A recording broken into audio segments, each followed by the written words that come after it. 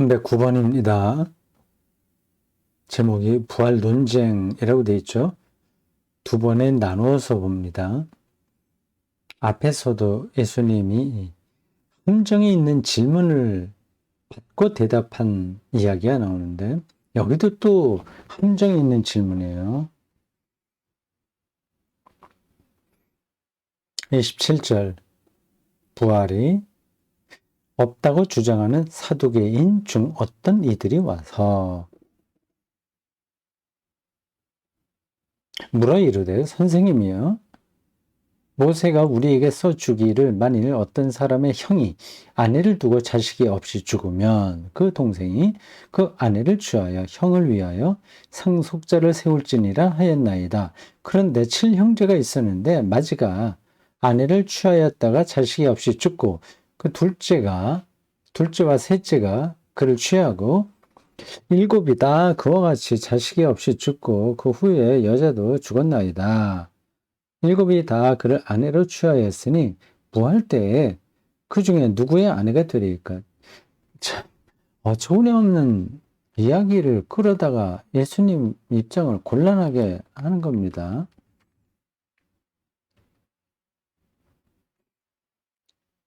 이 사두개인들은 부활을 믿지 않았습니다. 반면에 바리새인들은 부활을 믿었다고 합니다.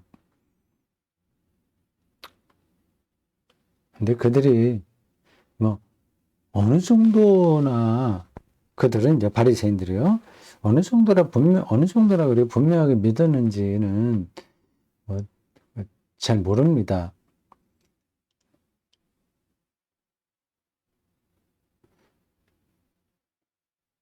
근데 어쨌든 우리 일단 그들에게 그런 특징이 나타나는 건 분명해요. 근데 사두개인들은 죽음 이후에는 없는 거죠. 그러니까 사두개인들의 입장이 그 구약 성서 전통에 더 가깝습니다. 죽은 다음에 삶은 그건 없습니다. 구약 성경에는. 죽음 이후의 문제는 별로 관심이 없어요. 뭐 스올에 들어간다. 뭐 그런 표현들이 있는데 뭐 신약 성경에는 물론 좀 다르긴 하지만 구약 성경만 지금 말씀드리는 겁니다. 근데 구약 성경의 부활 사상이 죽음 이후의 문제가 전혀 없냐? 또 그렇진 않습니다. 이 문제도 상당히 복잡합니다. 구약 성서가 어떤 일관된 그 신학 혹은 신앙의 관점을 처음부터 끝까지 쭉 끌어온 게 아니라 그때그때 많이 바뀌었어요. 큰 줄기는 그대로인데 부분적으로는 좀 달라졌습니다. 욥 이야기도 사실은 그런 과정 중에 하나입니다. 지혜 신앙에서는 하나님을 잘 믿으면 복 받고 뭐 아브라함처럼 잘 되는 겁니다. 시련이 온다고 하더라도 그거는 좀 더 잘 되게 하기 위한 훈련인 거지. 하나님을 믿는 백성은 잘 돼야 돼요. 근데 욥은 그렇지 않은 거죠. 욥기는 그것에 대한 반론입니다. 하여튼 뭐 그건 그렇고 이 부활 문제도 그 구약에서 볼 때 그렇게 명확하지 않았습니다. 그거는 상당히 후반부에 후기 유대교에 와서 조금씩 수면 위로 드러나게 되었어요.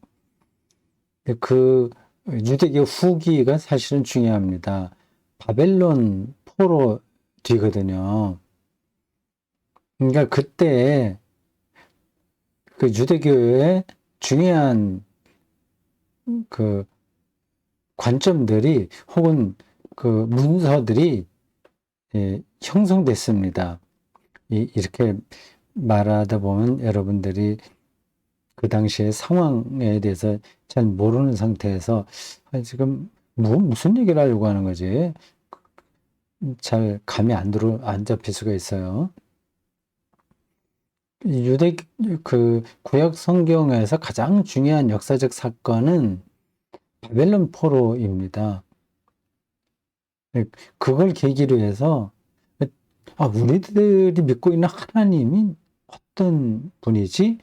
우리 신앙은 어떻게 설명해야 되지? 하는 아주 근원적인 질문이 나온 겁니다. 그들이 그 전까지는 그냥 전통적으로 내려온 신앙 안에서 살아도 충분했습니다. 하나님은 전능하신 분이고, 그리고 우리를 애굽에서 끌어내셨고, 이 가나안 땅을 약속의 땅으로 주셨고, 등등 그런 식으로 신앙생활을 할 수 있었습니다. 그리고 유대 민족이 세계의 그 주인이 된다는 생각도 당연히 했죠. 근데 바벨론 사건으로 인해서 그런 모든 신앙의 근거가 허물어진 겁니다. 이게 뭐지? 왜 이 세상이 이렇게 됐지? 우리가 어떻게 바벨론 포로로 갔고, 예루살렘 성전도 무너지고, 이렇게 되지? 그러면 하나님이 살아계시다고 하는 게 무슨 뜻이야? 하나님이 계시긴 계시나? 하나님이 전능하신 분이 맞나? 하나님이 세상을 창조한 게 맞나? 우리가 믿는 하나님이 바로 그 승리자 맞나? 이런 질문을 할 수밖에 없는 겁니다. 그런 질문에 대답하기 위해서 이제 성경이 기록된 거죠.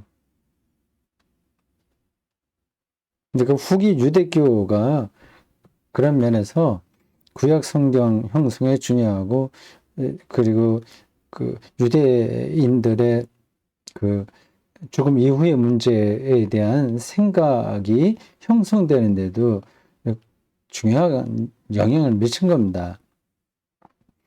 그러니까 바벨론 사건 뒤에는 이런 생각이 그들에게서 나오기 시작한 거죠. 이건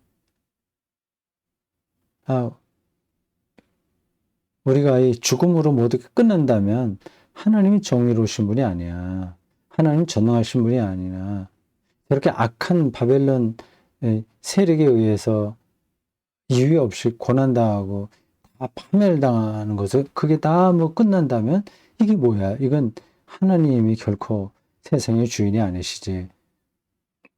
그렇게 생각하면서 맞아. 죽음 이후에 우리의 삶이 새로워지는 거야. 그런 쪽으로 생각이 발전한 겁니다. 그게 이제 묵시 사상이라고 하거든요. 그것에 근거하여 이제 기독교 신학 시대의 부활 신앙까지 넘어오게 되는 겁니다. 이렇게 거칠게 표현해서 설명해서 잘 전달이 되는지 모르겠습니다. 어쨌든 여기 사두개인 이야기예요. 근데 아주 말도 되지 않는 상황을 근거로 해서 예수님의 입장을 곤란하게 한 겁니다. 형이 죽으면 자식을 낳지 못하고 죽으면 그 동생이 그 형수를 아내로 맞아야 돼요. 그래서 아기를 낳게 해야 됩니다. 그거를 형사 취수혼 제도라고 합니다. 형이 죽으면 얻는다, 형수를 얘기하죠. 그 얘기예요. 그게 모세가 쓴 거기에 나와요. 그 지금 구절을 제가 기억을 못하겠습니다. 어디에 나오나? 여기 신약 우리 본문에도 이런 게 있다. 모세가 써주기를 이렇게 하면 되겠지. 구체적으로 나오지 않네요. 민수기에 나오나 신명기에 나오나 그렇습니다. 형사 취소원 제도예요. 이게 유대교에만 있었던 건 아니고 다른 나라에도 많이 있습니다. 이게 지금으로 보면 말이 안 되는데 그 당시에는 후손이 생존의 문제이기 때문에 윤리적으로 보질 않습니다. 그러니까 윤리와 생존 놓고 볼 때 윤리는 가치론적인 거예요. 어떤 게 더 가치 있는 행위냐 이거를 상황에 따라서 판단하는 겁니다. 생존 문제는 그게 개입이 안 됩니다. 그냥 살아야 되는데 거기서는 어떤 것이 더 가치 있는지 없는지가 무의미해지는 거죠. 이게 이 결혼 제도는 그 시대에 따라서 달라졌어요. 형사 취소원 참 해괴하긴 한데 지금의 관점으로 보자면 그 당시에는 생존이 최선이었기 때문에 저걸 받아들였습니다. 아주 일반적이진 않았겠죠. 우리 여기 7명이 다 죽었다고 하는 건 말이 안 되는 거죠. 7명이 한 아기를 낳지 못하고 죽었다는 거는 그건 남자들에게 문제가 있는 게 아니라 그 여자에게 생리적으로 문제가 있네요. 불임증이 있는 여자인데 그래서 아이를 하나도 못 낳은 것 같습니다. 부활할 때 이제 누구의 아내가 되냐 이건 말도 안 되는 건데 어쨌든 이런 질문을 예수님께 했습니다. 어떻게 대답하는지 다음에 보겠습니다.